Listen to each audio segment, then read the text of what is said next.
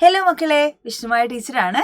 അപ്പോൾ ഇന്ന് നമ്മൾ ഡിസ്കസ് ചെയ്യാൻ പോകുന്നത് നമ്മളുടെ മൂന്നാമത്തെ യൂണിറ്റിൻ്റെ പ്രവേശകം നിങ്ങൾ ശ്രദ്ധിച്ചിട്ടുണ്ടോ? അതൊരു കൊളാഷാണ് അല്ലേ. അപ്പോൾ എന്താ ഈ കൊളാഷിൽ പറയുന്നതെന്ന് അറിയാമോ നിങ്ങൾക്ക്? നോക്കൂ, ഇവിടെ ഒരു ചിത്രം നൽകിയിട്ടുണ്ട് അല്ലേ. ഇതാണ് നമ്മളുടെ കൊളാഷ്.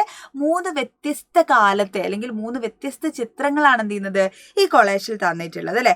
അതായത് ഭക്ഷണ സംസ്കാരത്തിൻ്റെ ചരിത്രവും വർത്തമാനവും വിശകലനം ചെയ്യുന്ന ഒരു കൊളാഷാണിത്. ആദ്യത്തെ ചിത്രത്തിൽ എന്താടാ, ഒരു അടുപ്പുണ്ട് അല്ലേ. അടുപ്പിൽ വിറകടുപ്പാണ്.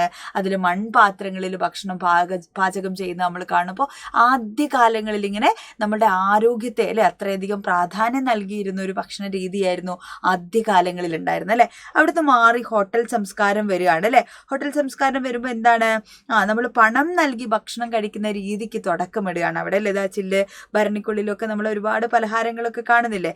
അതിനുശേഷം എന്ത് ചെയ്യുന്നു, ഫാസ്റ്റ് ഫുഡ് സംസ്കാരം വരികയാണ് അല്ലേ.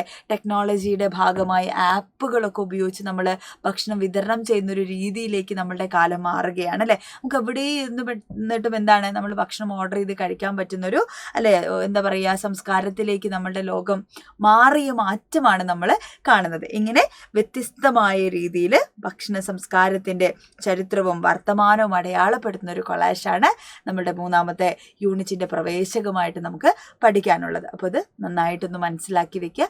ചിലപ്പോൾ പരീക്ഷയ്ക്ക് എന്ത് ചെയ്യാം, ഈ ഭാഗത്തുനിന്നും നമുക്ക് ചോദ്യങ്ങൾ ചോദിച്ചേക്കാം. ഓക്കെ, അപ്പോൾ അടിപൊളിയായിട്ട് അതൊന്ന് മനസ്സിലാക്കി വെക്കാം കേട്ടോ. All the best.